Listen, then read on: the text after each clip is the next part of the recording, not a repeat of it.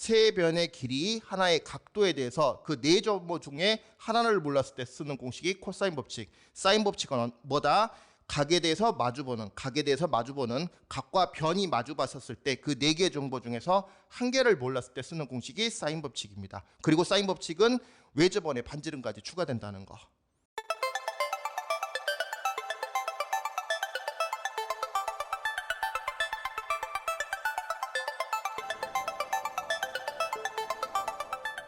안녕하세요. 미니맵 수학의 용 선생입니다. 자, 이번 시간부터 살펴볼 내용은 기말고사 시험 범위에 해당되는 사인, 코사인 법칙에 대해서 설명해 보도록 하겠습니다. 이게 전 교과 과정에서 한번 빠졌다가 최근에 다시 한번 들어왔죠. 2년 전에 교과 과정이 바뀌면서 다시 재차 들어왔었는데 요거는 들어온 게 맞습니다. 왜 그러냐면 도형에서 되게 많이 쓰거든요.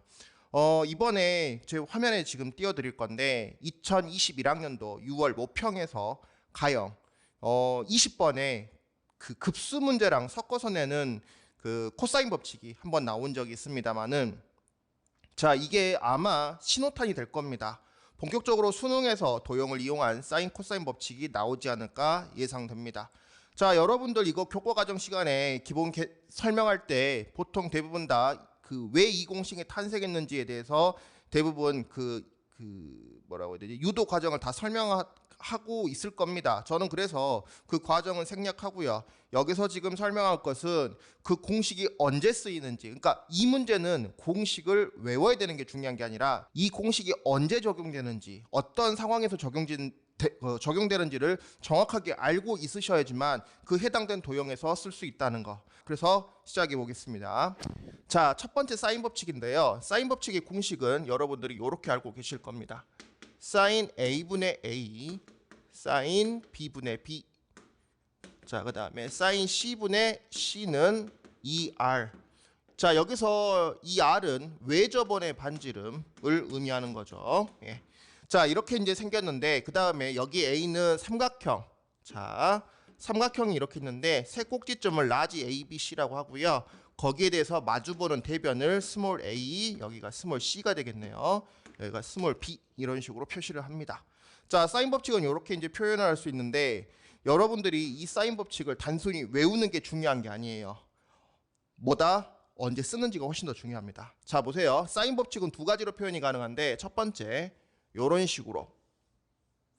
자, 요거 같은 경우에는 뭐냐면요, 변의 길이.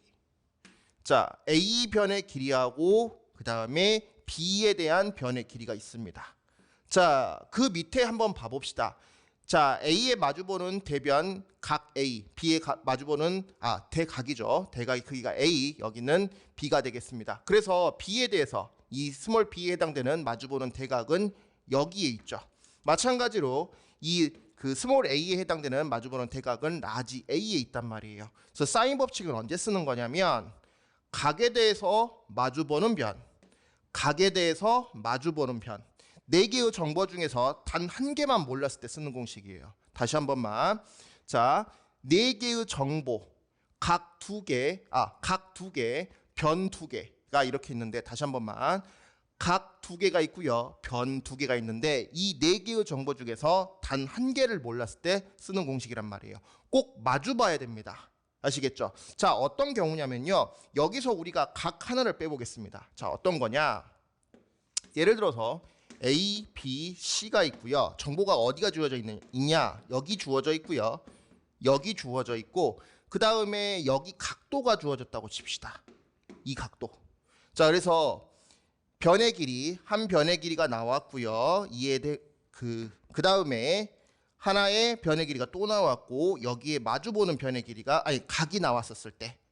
아시겠죠? 그래서 변의 길이 하나, 또 다른 변의 길이, 그 다음에 마주보는 각에 대해서 나왔었을 때, 요 각을 물어볼 때 쓰는 공식이에요. 아시겠죠? 근데 꼭 이 각만 물어보진 않아요. 요 각도 물어볼 겁니다. 선생님 왜요? 만약에 이 각을 알잖아요. 그럼 요 두 각 아니까 180에서 요 두 각을 빼면 돼요. 아시겠죠?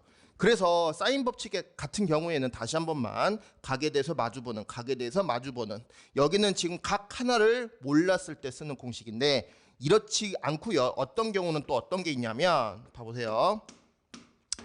자, 이번에는 각을 둘 다 줘요. 이 각에 대해서 이 마주보는 변의 길이를 주고 이 각을 줘놓고요.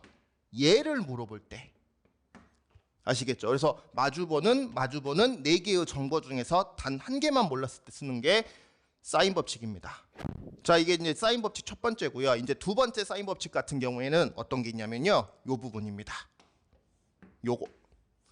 자, 우리가 요 라지 R이 외접원의 반지름이라 그랬잖아요. 그래서 하나의 각도하고 하나의 변에 대해서 자, 이런 식으로 생겼다고 칩시다. 삼각형이 이렇게 있는데 삼각형 ABC가 있는데 자, 문제에서 뭐 외접원에 대한 정보가 나왔었을 때 뭐 각과 변에 대해서 이 각과 요 변에 대해서 그 다음에 뭐 외접원의 반지름. 그래서 시험 문제에서요 외접원의 반지름이 나온다. 당연히 사인 법칙 쓰면 됩니다. 바로 사인 법칙을 쓰시면 돼요. 아시겠죠? 자, 이번에는 코사인 법칙입니다. 코사인 법칙 같은 경우에 공식은 이렇게 쓰죠. 선생님 쓰는 순서가 좀 이상해요. 저는 이렇게 외웠기 때문에 저는 뭐라 아십시오. 자, 그래서 A에 대해서 마주보는 이쪽 각도를 이쪽 변의 길이를 제일 먼저 써버려요. 제일 끝에 있거든요. 그 다음에 A에 제외한 BC 저는 이렇게 씁니다. 자, 그래서 이제 이게 코사인 법칙 그 변형도 가능하잖아요. 자, 그랬었을 때 이 코사인 법칙에 대한 공식을 보면 어떤 식으로 이제 이 공식이 쓰여지냐? 삼각형 ABC에 대해서 마주본 세 변이 있잖아요. 이런 식으로 있었을 때, 자, 공식을 보시면 알겠지만 A라는 각도 하나, 그 다음에 여기는 ABC라는 세 변의 길이를 말합니다.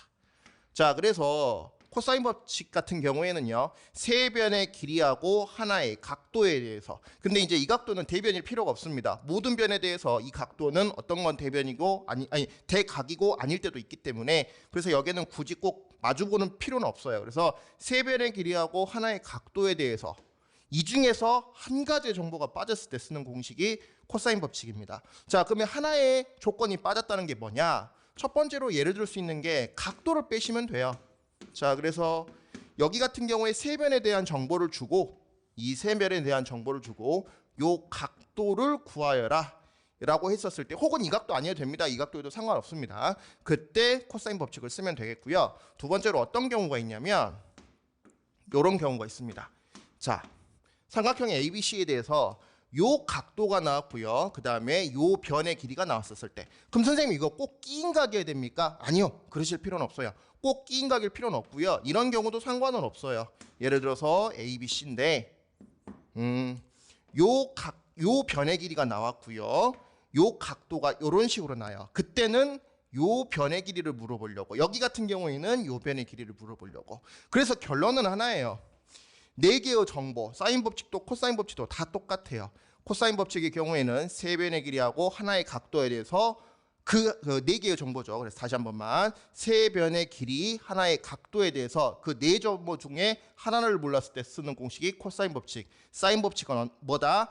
각에 대해서 마주보는, 각과 변이 마주봤었을 때 그 네 개의 정보 중에서 한 개를 몰랐을 때 쓰는 공식이 사인 법칙입니다. 그리고 사인 법칙은 외접원의 반지름까지 추가된다는 거.